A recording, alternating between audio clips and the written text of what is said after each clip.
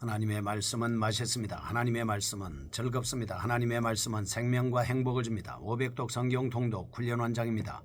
여수 살리는 교회 임기환 목사가 하나님의 말씀을 봉독하고 전하는 시간입니다. 함께 하시면 기적이 일어납니다. 알람을 설정하시고 들으시면 좋겠습니다. 본 방송은 유튜브에서 성경 통독 임기환 검색하시고 구독하시면 계속되는 하나님의 말씀 업데이트를 통해서 은혜 받으실 수 있습니다. 오늘은 전도서 3장을 봉독하고 말씀을 전하겠습니다. 전도서 3장. 범사에 기한이 있고 천하 만사가 다 때가 있나니 날 때가 있고 죽을 때가 있으며 심을 때가 있고 심은 것을 뽑을 때가 있으며 죽일 때가 있고 치료할 때가 있으며 헐 때가 있고 세울 때가 있으며 울 때가 있고 웃을 때가 있으며 슬퍼할 때가 있고 춤출 때가 있으며 돌을 던져버릴 때가 있고 돌을 거둘 때가 있으며 안을 때가 있고 안는 일을 멀리할 때가 있으며 찾을 때가 있고 잃을 때가 있으며 지킬 때가 있고 버릴 때가 있으며 찢을 때가 있고 꿰맬 때가 있으며 잠잠할 때가 있고 말할 때가 있으며 사랑할 때가 있고 미워할 때가 있으며 전쟁할 때가 있고 평화할 때가 있느니라. 일하는 자가 그의 수고로 말미암아 무슨 이익이 있으랴. 하나님이 인생들에게 노고를 주사 애쓰게 하신 것을 내가 보았노라. 하나님이 모든 것을 지으시되 때를 따라 아름답게 하셨고 또 사람들에게는 영원을 사모하는 마음을 주셨느니라. 그러나 하나님이 하시는 일의 시종을 사람으로 측량할 수 없게 하셨도다. 사람들이 사는 동안에 기뻐하며 선을 행하는 것보다 더 나은 것이 없는 줄을 내가 알았고 사람마다 먹고 마시는 것과 수고함으로 낙을 누리는 그것이 하나님의 선물인 줄도 또한 알았도다. 하나님께서 행하시는 모든 것은 영원히 있을 것이라. 그 위에 더할 수도 없고 그것에서 덜할 수도 없나니 하나님이 이같이 행하심은 사람들이 그의 앞에서 경외하게 하려 하심인 줄을 내가 알았도다. 이제 있는 것이 옛적에도 있었고 장래에 있을 것도 옛적에 있었나니 하나님은 이미 지난 것을 다시 찾으시느니라. 또 내가 해 아래에서 보건대 재판하는 곳 거기에도 악이 있고 정의를 행하는 곳 거기에도 악이 있도다. 내가 내 마음속으로 이르기를 의인과 악인을 하나님이 심판하시리니 이는 모든 소망하는 일과 모든 행사에 때가 있음이라 하였으며 내가 내 마음속으로 이르기를 인생들의 일에 대하여 하나님이 그들을 시험하시리니 그들이 자기가 짐승과 다름이 없는 줄을 깨닫게 하려 하심이라 하였노라. 인생이 당하는 일을 짐승도 당하나니 그들이 당하는 일이 일반이라. 다 동일한 호흡이 있어서 짐승이 죽음같이 사람도 죽으니 사람이 짐승보다 뛰어남이 없음은 모든 것이 헛됨이로다. 다 흙으로 말미암았으므로 다 흙으로 돌아가나니 다 한 곳으로 가거니와 인생들의 혼은 위로 올라가고 짐승의 혼은 아래 곧 땅으로 내려가는 줄을 누가 알랴. 그러므로 나는 사람이 자기 일에 즐거워하는 것보다 더 나은 것이 없음을 보았나니 이는 그것이 그의 몫이기 때문이라. 그의 뒤에 일어날 일이 무엇인지를 보게 하려고 그를 도로 데리고 올 자가 누구이랴. 아멘. 전도서 3장입니다. 하나님의 법칙과 인생의 허무에 대한 말씀을 하고 있습니다. 전도서 1장 12절에서 18절은 인간적인 지혜, 2장 1절에서 11절은 쾌락, 2장 18절에서 23절은 수고의 실제적으로 논증한 전도자는 본장에서 하나님이 없는 인생의 허무함에 대해 일반적인 원리를 사용하여 설명하고 있습니다. 특별히 전도자는 인간 만사의 무상함이 논리적 필연일 수밖에 없음을 주장하고 있습니다.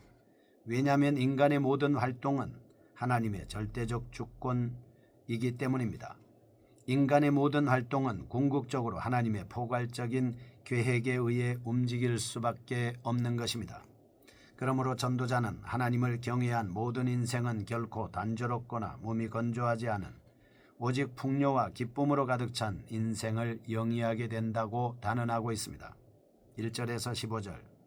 이처럼 인생에 대한 낙관적 견해를 담고 있는 본장은 크게 하나님께서 주권적으로 세계를 다스리는 통치자임을 말씀하고 있습니다. 16절에서 22절 공의가 잘못 시행되는 상황조차도 하나님의 뜻을 전달하는 도구로 사용되어질 수 있음을 강조하고 있습니다. 1절에서 8절입니다. 하나님의 우주적인 섭리, 9절에서 10절 인생의 무생함, 11절에서 15절 하나님의 영원성, 16절에서 22절 인생의 불의와 하나님의 심판 등으로 나누어 볼 수 있겠습니다. 본장은 1장 1절에서 2장 23절과 비교해 볼 때 독특한 세계관을 발전시키고 있습니다. 1절에서 15절, 2장 24절에서 26절에서 묘사된 인생의 기초가 되는 세계관을 설명해 주고 있습니다. 1장 12절에서 2장 23절에서 염세주의적 세계관을 묘사한 후 이어서 염세주의적 개인 생활을 밝힌 것과 마찬가지로 본장도 신중심주의적 세계관과 개인 생활을 점진적으로 설명하고 있습니다. 2장 24절에서 26절을 축으로 해서 참여하게 대립되는 두 개의 사상들을 몇 가지 나누어 살펴보겠습니다. 첫째, 1장 2절에서 2장 23절까지 말씀은 하나님의 이름에 대한 언급이 거의 없습니다. 2장 24절에서 3장 22절에는 하나님의 이름이 자주 등장하고 있습니다. 앞부분에서 하나님의 이름이 단 한 번 언급됐습니다. 이것도 인간 문제에 대한 해결자로서가 아니라 단지 죄지은 인간에 대한 고난을 주시는 분으로 묘사되고 있을 뿐이었습니다. 둘째, 지혜에 대한 묘사가 서로 다릅니다. 1장 16절은 인간이 소유하는 것으로 언급되어 있지만 2장 26절은 하나님이 주시는 선물로 표현되어 있습니다. 셋째, 1장 2절에서 2장 23절까지의 주요 논지는 대부분 허무주의적인 것이지만 전도자가 바라보는 창조와 역사, 생명과 사망과는 육체적, 정신적 갈등의 한 모습으로 표출되고 있습니다. 교훈입니다. 첫째, 이 세상의 모든 사건들은 무한한 자비와 지혜를 소유하신 하나님의 계획과 섭리 안에서 이루어진다는 사실입니다. 둘째, 하나님께서는 인간들에게 세상의 모든 선물들을 즐겁게 향유할 수 있는 권리를 주셨습니다. 셋째, 그러므로 모든 성도들은 하나님 안에서 새로운 피조물이 되어 하나님을 경외하고 그리스도 안에서 세상을 정당하게 즐길 수 있는 참된 인생관을 정립해야 합니다. 1절에서 10절 보겠습니다. 하나님의 섭리와 인간 노력의 허무에 대한 말씀입니다. 하나님의 주권적인 지배 사상이 광범위하게 펼쳐지고 있는 본 대목은 2장 24절에서 26절에 제시되었던 사상이 구체적으로 적용되고 있습니다. 하나님께서는 인생의 모든 일에 대해서 기한을 두셨습니다. 섭리적으로 역사하고 있습니다. 2절에서 8절 때를 28번이나 강조했습니다. 이렇게 하나님의 섭리를 강조한 이유는 신학적으로 생각을 정리하려는 의도라기보다는 오히려 고통당하는 이스라엘을 위로하려고 하기 때문입니다. 사실 하나님께서 모든 일을 주관하시고 섭리하신다는 말씀은 성경 전반에 걸쳐 암시되고 있습니다. 다니엘은 이와 관련해서 다니엘 4장 17절 인생으로 지극히 높으신 자가 인간 나라를 다스리시며 자기의 뜻대로 그것을 누구에게든지 주시며 다니엘서 4장 35절 땅의 모든 거민을 없는 것 같이 여기시며 자기의 뜻대로 그것을 누구에게든지 주신다. 어떤 거민에게든지 그는 자기 뜻대로 행하신다 라고 이렇게 말씀하고 있습니다. 로마서 11장 36절 만물이 주에게서 나오고 주로 말미암고 주에게로 돌아가므로 하나님께서는 에베소서 1장 11절 모든 일을 그 마음의 원대로 역사하시는 자라고 선포하고 있습니다. 하나님께서 만물을 섭리하시고 주관하신다는 사실을 강조하는 표현입니다. 이상에서 우리는 온 우주 만물을 주관하시고 다스리시는 하나님만을 전심으로 경외해야 함을 알 수 있습니다. 성도는 자신의 뜻과 목적과 계획이 외적으로 아무리 선한 것처럼 보인다 할지라도 하나님의 뜻과 말씀에 위배될 때는 단호하게 거절할 수 있는 용기를 가져야 합니다. 둘째, 11절에서 15절 하나님 행사의 영원하심입니다. 1절에서 10절 하나님의 광범위한 주권적 섭리와 인간 수고의 허무함을 언급했습니다.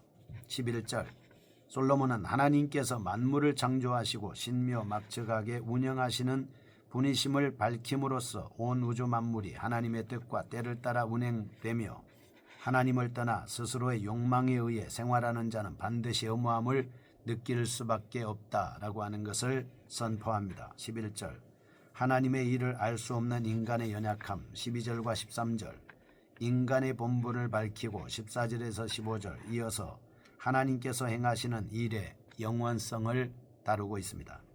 14절 하나님의 행사의 영원성은 결국 유한한 인간의 연약성을 나타내고 있고 필연적으로 인간 수고의 허무함을 부각시키기 때문입니다. 12절과 13절에서 통시적으로 볼 때 인간의 연약함과 인간 수고의 혐오성이 저변에 깔려 있다고 볼 수 있겠습니다.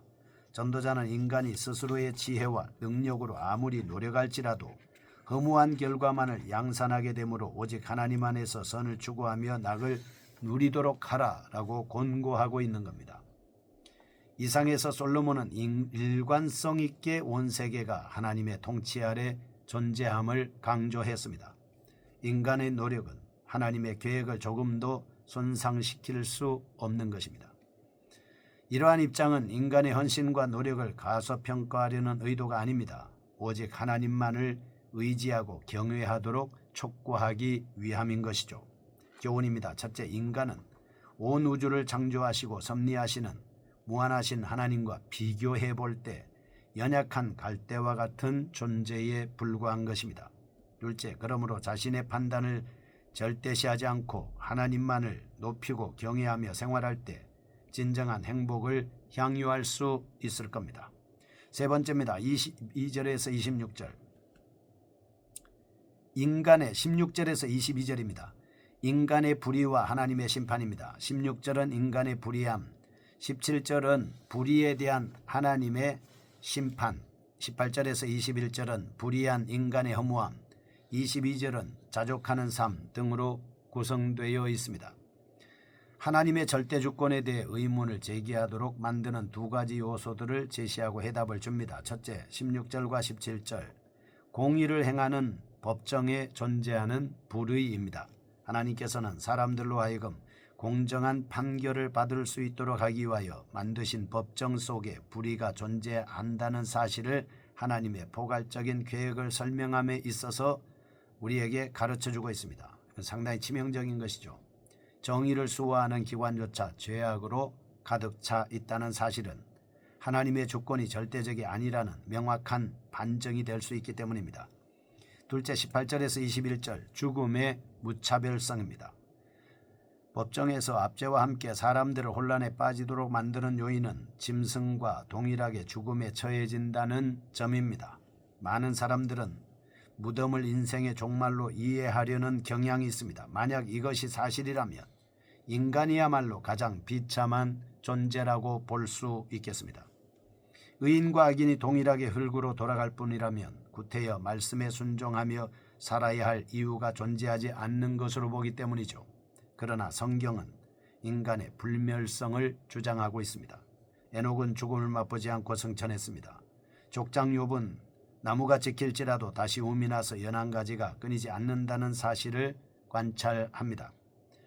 죽는다 해도 다시 생명으로 움트리라는 소망을 가졌습니다. 이 사상에 대하여 알고 있던 솔로몬 17절에서 불의한 재판관들이 최후의 심판을 맞이하여 살아계신 하나님을 만나게 된다라고 언급하고 있습니다. 12장 14절에서 하나님은 모든 행위와 모든 은밀한 일을 선악간에 심판하시리라. 22절 더구나 하나님은 신앙을 따라 순종하는 자들에게 이 생에서의 복과 즐거움을 안겨주는 것입니다. 하나님의 통치를 의심하지 말고 하나님 앞에 겸손한 마음으로 정의롭고 공의롭게 생활하는 저희가 되게 하여 주옵소서. 예수님의 이름으로 기도합니다. 아멘. 여수 살리는 교회 임기환 목사였습니다. 지금 극동방송을 듣게 하세요. 기적이 일어납니다. 우리는 지금 생명을 전하고 있습니다.